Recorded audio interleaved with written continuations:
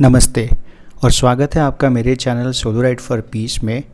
अक्सर आप मेरे इस चैनल पर देखते होंगे जहाँ भी मैं इंडिया में अकेले अपनी बाइक से घूमता हूँ उसके बारे में आपको कुछ झलकियाँ बताता हूँ, शहर के बारे में, उस इतिहास के बारे में। लेकिन इस बार मैं आपको बताऊँगा इस किताब sapiens a brief history of human kind, जो कि लिखी गई है युवल नोआ हरारी ने। क्योंकि मुझे घूमना बहुत पसंद है, लेकिन ट्रैवल रेस्ट्रिक्शंस और कोरोना के स्पिरिट की वजह से घूमना बंद है। लेकिन किताबों के ज़रिए एक नया तरीका मैंने ढूंढ निकाला है कि पूरा देश और दुनिया हम घूम सके। इसलिए इस किताब को मैंने बहुत डिटेल में पढ़ा। इस किताब में इतना खूबसूरत डिटेलिंग मुझे मिली क्योंकि मुझे बहुत इंटरेस्ट है ह्यूमन साइकोलॉजी में, ह्यूमन कल्चर में, ह्यूमन हिस्ट्री में। तो एक ब्रीफ हिस्ट्री अगर आपको जाननी है तो ये किताब आप ज़रूर पढ़िएगा। बहुत खूबसूरत किताब है। इसमें हमारे शुरुआती काल के जब से एनिमल्स यहाँ पर रहा करते थे, फिर उसके बाद एप्स का इवोल्यूशन हुआ, एप्स के इवोल्यूशन के बाद होमो सेपियंस, होमो इरेक्टस, ऐसे डिफरेंट टाइप्स के ह्यूमंस का जो इवोल्यूशंस हुआ उसके बारे में किताब में बहुत खूबसूरत डिस्क्रिप्शन दिया हुआ है। सबसे पहले होमो सेपियंस हमारे अफ्रीका के ईस्टर्न पोर्शन में थे। बाद में खाने की तलाश में वो माइग्रेट होकर यूरोपियन कंट्रीज़ की तरफ आए, एशिया की तरफ आए। फिर वहाँ से माइग्रेट होकर वो रशिया की तरफ से होते हुए यूएसए की अलास्का के एरिया में आए। वहाँ से माइग्रेट होते हुए जैसे जैसे ठंड आगे बढ़ती गई वो नीचे साउथ अमेरिका में भी आए और वहाँ पर उसके बाद उनका सेटलमेंट धीरे धीरे बढ़ता गया। एप से ह्यूमन इवोल्यूशंस के बाद सबसे पहली जो फेज़ हमारे इंसानों की ज़िंदगी में आई वो थी कॉग्निटिव रिवॉल्यूशन। कॉग्निटिव रिवॉल्यूशन मतलब दिमाग का विकास। दिमाग के विकास के होने के बाद अलग अलग किस्म्स के हमारे ट्राइब्स का फॉर्मेशन होने लगा। फिर हमारे ट्राइब्स बढ़ते गए, हम लोगों ने धीरे धीरे एक दूसरे से मिलजुल बढ़ाना शुरू करा। इस हिसाब से हम लोगों के नए नए एम्पायर्स बनते गए, नए नए ट्राइब्स की प्रजातियाँ बनती गई और हम लोग मिलकर साथ में रहना शुरू कर दिए। होमो सेपियंस जब ईस्टर्न अफ्रीका से मूव होकर अलग अलग कॉन्टिनेंट्स में गए, जैसे यूरोप में गए या एशिया की तरफ गए, तो वहाँ पर जो भी एप्स रहा करते थे वो उनका खात्मा करते आगे बढ़ते चले गए। और होमो सेपियंस जहाँ पर भी जिस किसी कॉन्टिनेंट में गए वहाँ पर जो भी बिग एनिमल्स थे उन्होंने उनको हंट करके उनका भी सफाया करते आगे बढ़ते रहे। कॉग्निटिव रिवॉल्यूशंस के बाद बारी आई एग्रीकल्चर रिवॉल्यूशंस की। एग्रीकल्चर रिवॉल्यूशन होने के साथ ही हम एप ने बहुत अच्छे से सीख लिया कि वीट, राइस और मिलेट्स को कैसे प्रोड्यूस किया जाए। अब उसको प्रोड्यूस करने के लिए हमें एक जगह पर रहना पड़ा, तो हमने सेटलमेंट्स बनाए और वहाँ पर हम लोग एक कबीला यानी ट्राइब्स करके साथ में मिलकर रहना शुरू कर दिए। और एग्रीकल्चर रिवॉल्यूशंस के बाद क्योंकि हम लोग खेती पे थोड़ा डिपेंडेंट होने लगे, तो खेती पर डिपेंडेंट होने के साथ साथ ही जो क्लाइमेट हुआ करता था हम उस पर भी डिपेंडेंट होने लग गए थे। एग्रीकल्चर रिवॉल्यूशंस के बाद हमने काफ़ी सारे एनिमल्स को पालना भी शुरू कर दिया, वो हमारे साथ ही रहना शुरू कर दिए। कुछ एक उत्खनन में हमको ये भी देखने के लिए मिलता है कि जहाँ पर एक ओल्ड लेडी के साथ ही उसके सिर के पास उसका एक छोटा सा डॉगी भी रखा हुआ है। इससे हमें ये पता चलता है कि पुरातन काल में हमारे जो टाइम्ड एनिमल्स हुआ करते थे, जो हम लोग पालते थे एनिमल्स से, उनसे हमारा कितना गहरा और करीबी रिश्ता हुआ करता था। इसी किताब में जिक्र किया गया है लायन मैन या लायनेस वुमन का, जो कि स्टाडल केव है जर्मनी में। 32,000 साल पुरानी यहाँ पर एक मूर्ति हमें मिलती है जिसका सर की लायन या लायनेस का होता है और उसका बाकी का शरीर जो है इंसान का होता है। कहा यह भी गया है इस किताब में कि उस वक्त जो हमारे पूर्वज यहाँ करते थे वो इतने इंटेलिजेंट और स्मार्ट थे कि हमारे आज के ज़माने के सारे साइंटिस्ट और फिलोसॉफिकल लैंग्वेज भी वो समझ सकते थे और हमारी से बहुत बेहतर तरीके से वो कम्युनिकेट करना भी जान सकते थे। एग्रीकल्चर रिवॉल्यूशन के बाद भी जो डिफरेंट ट्राइब्स हुआ करते थे अलग अलग कॉन्टिनेंट में, उनके बीच में अक्सर कॉन्फ्लिक्ट्स हुआ करते थे और एक दूसरे को मार गिराया करते थे। तब होमो सेपियंस ने सोचा कि क्यों ना इन्हें साथ में बांध दिया जाए, तो उन्होंने साथ में बांधने के लिए एक सुपर ह्यूमन कंसेप्ट, गॉड या रिलीजन, इनका कंसेप्ट भी उन्होंने धीरे धीरे डेवलप किया। अलग अलग कबीले के लोग जब साथ में मिलकर आकर रहने लगे तो उनका भी काफ़ी बड़ा एरिया होने लगा और काफ़ी सारे लोग भी आने लगे। तब उन्होंने धीरे धीरे अपने ही कबीले में से किसी एक सुप्रीम लीडर या सुपर ह्यूमन को सिलेक्ट कर उन्हें अपना राजा मानना शुरू कर दिया। आगे यही किताब धीरे धीरे डिस्कस करती है कि रिलीजन्स कैसे इवॉल्व हुआ, इमेजिनरी गॉड्स कैसे बने, बुद्धिज़्म का इवोल्यूशन, इस्लाम, क्रिश्चियनिटी, ज़ोरास्ट्रियन, ऐसे अलग अलग किस्म के धर्मों का कैसे धीरे धीरे प्रचार प्रसार हो, उसके बारे में भी बहुत डिटेल में ये किताब बात करती है। इस किताब के राइटर युवल नोआ हरारी, जो कि इज़राइल से बिलोंग करते हैं, और बहुत ही बड़े थिंकर है हमारे आज के डेट के, और हिस्टोरियन भी है जो कि हर्बी यूनिवर्सिटी इज़राइल में पढ़ाते हैं। इसी किताब में आगे वो डिस्कस करते हैं क्विन डिनास्टी जो कि चाइना की है, और चाइना के कन्फ्यूशियस जो कि बहुत बड़े फिलोसोफर और थिंकर रह चुके हैं उनके बारे में भी बहुत खूबसूरती से बताते हैं। और भारतवर्ष के जो लॉर्ड बुद्धा उनके बारे में भी एक चैप्टर इन्होंने यहाँ पर डेडिकेट किया हुआ है। उसके अलावा जो यूरोप के बड़े बड़े थिंकर्स हुआ करते थे, सोक्रेटिस हुए, प्लेटो है, एरिस्टोटल हैं, इनके बारे में भी बहुत खूबसूरती से उनसे जो इतिहास से रिलेटेड चीज़ें और इंसिडेंट्स हैं उनके बारे में भी डिटेल में हमें जानकारी इस किताब में मिलती है। इसी किताब में हमें जानकारी मिलती है कि मेडिटेरियन सी के पास कैसे अलग अलग साम्राज्य का निर्माण हुआ और काफ़ी समय तक चलते रहने के बाद उसका पतन भी कैसे हुआ, ये भी हमें यहाँ पर जानकारी मिलती है। हज़ारों साल पुराने थिंकर्स और फिलोसोफर जैसे lord Buddha, Confucius, Socrates, Aristotle, Plato, इनकी टीचिंग्स आज भी कितनी रेलिवेंट है हमारे इस इतने हाईटेक ज़माने में भी, इसके भी कई सारे उदाहरण और रेलेवेंस उन्होंने इस किताब में डिस्कस किए हैं। फॉर्मेशन ऑफ अर्थ, फिर ऑर्गेनिजम्स कैसे डेवलप है, ऑर्गेनिजम से एनिमल्स कैसे बने, एनिमल्स के बाद चिंपैंजी से इवोल्यूशन होता है, हम एप्स कैसे इवॉल्व हुए, एप्स के बाद हम होमो सेपियंस तक का सफ़र कैसे किए, कॉग्निटिव रिवॉल्यूशंस, उसके बाद एग्रीकल्चर रिवॉल्यूशंस कैसी है, इसके बारे में बहुत सिलसिलेवार डिस्कशन युवल नोआ हरारी इस किताब में करते हैं। और उसके बाद आती है साइंटिफिक रिवॉल्यूशंस की बारी। साइंटिफिक रिवॉल्यूशंस के बाद जो यूरोपियन कंट्रीज़ हुआ करती थी, खासकर फ्रांस, स्पेन, यूरोप और यूके, इन्होंने किस हिसाब से नए नए एक्सपेरिमेंट्स करके उन्होंने स्टीम इंजन्स का इवोल्यूशन किया। उसके बाद उन्होंने और भी अलग अलग इन्वेंशंस किए, एक्सपीडिशंस भेजे थ्रू आउट द वर्ल्ड, उसके काफ़ी सारे उन्होंने इम्पैक्ट और उनके प्रोज एंड कॉन्स भी इस किताब में डिस्कस किए हैं।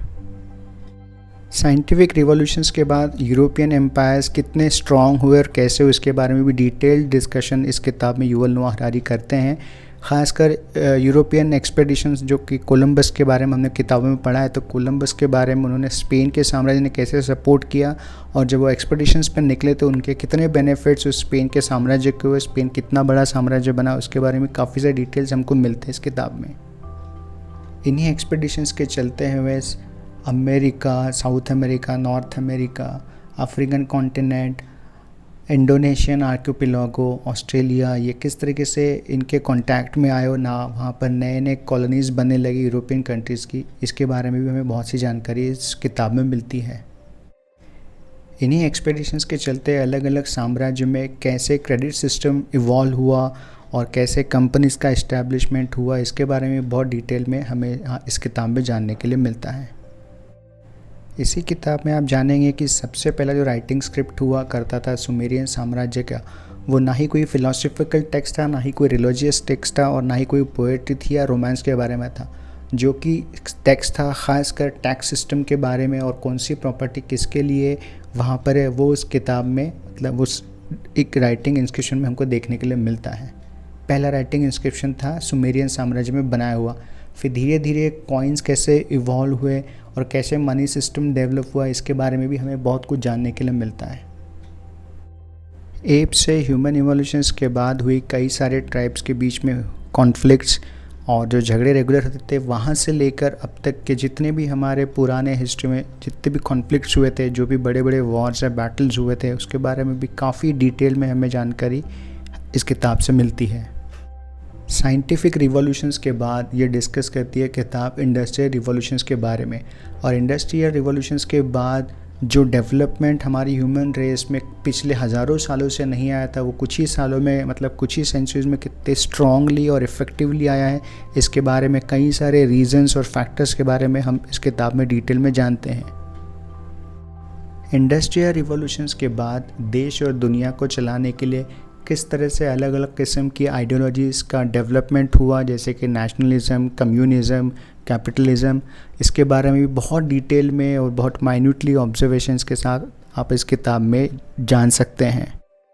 इंडस्ट्रियल रिवॉल्यूशंस के बाद ग्रीड और साम्राज्य के बढ़ाने की लालच में कैसे हमारे बीच में युद्ध हुए, अलग अलग देशों के बीच में युद्ध होते गए, उसके बारे में भी डिस्कस काफ़ी डिटेल में इस किताब में किया गया है। वर्ल्ड वॉर 1 का इम्पैक्ट, वर्ल्ड वॉर 2 का इम्पैक्ट, उसके बाद जो यूएस और रशिया के बीच में कोल्ड वॉर चला और कोल्ड वॉर के चलते चलते ही इंफॉर्मेशन टेक्नोलॉजीज़ का कैसे डेवलपमेंट हुआ धीरे धीरे, इसके बारे में भी इस किताब में हमें पता चलता है। एप से ह्यूमन इवोल्यूशन तक के जितने भी बड़े इवेंट्स हमारे इस पृथ्वी पर हुए, उसके बारे में बहुत ही डिटेल में डिस्कशन इस किताब में हम देख सकते हैं। कैसे इंडस्ट्रियल रिवॉल्यूशंस के बाद जो हमारी जॉइंट फैमिली हुआ करती थी, जॉइंट फैमिली कैसे न्यूक्लियस फैमिली में कन्वर्ट हुई और उसके क्या प्रोज एंड कॉन्स है, उसके बारे में भी काफ़ी डिटेल में डिस्कशन इस किताब में आप जानते हैं। और आज जो हमारा प्रेजेंट है, इसमें हम होमो सेपियंस या सेपियंस भी जिसे कहते हैं, हम लोग सच मायने में खुश है या नाखुश है, या हम लोग किसी बहुत प्रगति के मार्ग पर जा रहे हैं, इसके बारे में भी हम लोग इसमें जानते हैं। और आज की डेट में जो हाईटेक इवोल्यूशन हम लोग देखते हैं हमारे आसपास में, स्मार्टफोन्स है और बायोनिक हैंड्स है, बायोनिक हार्ट है, बायोनिक बॉडी है, जैसे कि बायोटेक्नोलॉजी और बायो इंजीनियरिंग का समागम होने के बाद हम किस दिशा में आगे बढ़ेंगे, इसके बारे में भी काफ़ी डिटेल में डिस्कशन इस किताब में होती है। इस किताब में चिंपैंजी से लेकर तो स्पेस में जाने वाले एस्ट्रोनॉट तक का सफ़र हमने किस तरीके से तय किया, इसके बारे में हम बहुत डिटेल में जानते हैं। और आज की डेट में इंफॉर्मेशन टेक्नोलॉजी, बायोलॉजिकल इंजीनियरिंग के बारे में भी बहुत अच्छे से डिटेल यहाँ पर करते हैं, और जो डेटा साइंस होता है उसका क्या इम्पैक्ट हमारी लाइफ में आज की डेट पर है और कल क्या हो सकता है, इसके बारे में बहुत खूबसूरती से डिस्कशन युवल नोआ हरारी इस किताब में करते हैं। आने वाले समय में biotechnology, bio engineering, nano technology, इनका क्या इम्पैक्ट हमारी लाइफ पर हो सकता है, इसके बारे में भी काफ़ी कुछ डिटेल में डिस्कशन इस किताब में किया जाता है। जैसे कि साइबोर्ग क्या हो सकता है, हाफ ह्यूमन हाफ मशीन्स का आविष्कार होने के बाद लाइफ कैसे होगी हम इंसानों की, ये भी इस किताब में बहुत अच्छे से डिस्कस किया गया है। जिन्हें भी philosophy, history, anthropology, psychology, human inventions, scientific revolutions, information technology, nano technology, इनके बारे में जानना है तो ये किताब बहुत ही खूबसूरत है, ज़रूर आप पढ़िएगा। और जिन्हें भी नॉलेज के बारे में बहुत भूख है उनके लिए किताब बहुत सुंदर है। पहले मुझे लगा कि यह किताब बहुत बड़ी है, लेकिन पढ़ने के बाद मुझे ये रियलाइज़ हुआ कि अब ये किताब मेरे लिए एक समरी बन चुकी है आगे और भी ज्ञान का संवर्धन करने के लिए। मेरी जो सबसे पहले सोलो बाइक राइड ट्रिप थी फ्रॉम नागपुर टू कन्याकुमारी, तो कन्याकुमारी मेरी मुलाकात हुई थी स्टीफन फिशबोन से, जो कि फ्रांस से थे। उन्होंने मुझे इस बुक को पढ़ने के लिए इनकरेज किया था, तो thank you so much dear fishbone. और इस किताब को पढ़ने के बाद रिव्यू देने के लिए मुझे इनकरेज किया था मेरी एक फ्रेंड जो कि यूट्यूबर है, यूएस में रहती है, जिसका नाम जॉय है, और उसका भी एक यूट्यूब चैनल है। तो जिसे भी पेशेंट और पीसफुल म्यूज़िक सुनना हो तो उसके चैनल पे ज़रूर लॉगिन कीजिए, जिसका डिस्क्रिप्शन नीचे मैं अपने इस वीडियो में दूंगा। और इस किताब को पढ़ने के बाद मुझे बहुत ही खुशी हुई, तो मैं ज़रूर रेकमेंड करूंगा कि आप इस किताब को ज़रूर पढ़ें। और इस किताब को पढ़ने के बाद अब मैं पढ़ रहा हूँ ये किताब 21 lessons for the 21st century, जिसको मुझे पढ़ने के लिए इनकरेज किया था मेरा दोस्त लूका, जो कि जर्मनी में रहता है, जिनसे मेरी मुलाकात हुई थी मेरी last solo bike ride trip, जो कि नागपुर से राजस्थान में मैं गया था। तो ये किताब भी मैं ज़रूर पढ़ूंगा, इसका भी रिव्यू आने वाले समय में मेरे चैनल पर आप देख सकते हैं। तो ये सेपियंस आप पहले पढ़ेंगे, उसके बाद मैं भी ये किताब पढ़ रहा हूँ। इसके बाद जो उसकी दूसरी किताब है युवल नोआ हरारी की होमो डियोस, ये भी किताब मैं पढ़ूंगा, ये भी बहुत एक्साइटिंग बुक होगी ये मेरी किताब ख़त्म होने के बाद। तो ऐसी तरह से आप मुझे अपना प्यार देते रहिए, मेरे चैनल का सब्सक्राइब करते रहिए और मुझे इनकरेज करते रहिए। और कोरोना का समय है तो आप भी किताबें पढ़िए घर पर, अपने नॉलेज को बढ़ाइए और बहुत सुखी रहिए, समृद्ध रहिए और हैप्पी रहिए। मेरी यही दुआएं आपसे और मेरे इस रब से कि इस कोरोना काल में आप और आपके परिजन सारे खुश रहे। 79% लोग मेरे चैनल पर वीडियो देखते हैं लेकिन मेरा चैनल सब्सक्राइब नहीं करते हैं, तो प्लीज़ मेरी आपसे दरख्वास्त है कि मेरा चैनल ज़रूर देखिए और सब्सक्राइब भी कीजिए, और वक्त मिले तो उस पर आप कमेंट भी दीजिए और शेयर भी कीजिए अपने फ्रेंड्स के साथ, क्योंकि मेरा चैनल पूरी तरीके से एक पारिवारिक चैनल है और बहुत ही इन्फॉर्मेटिव रहेगा आपके लिए आने वाले समय में। So thank you so much, god bless you, take care, do good and be good, thanks a lot, keep watching my channel solo ride for piece.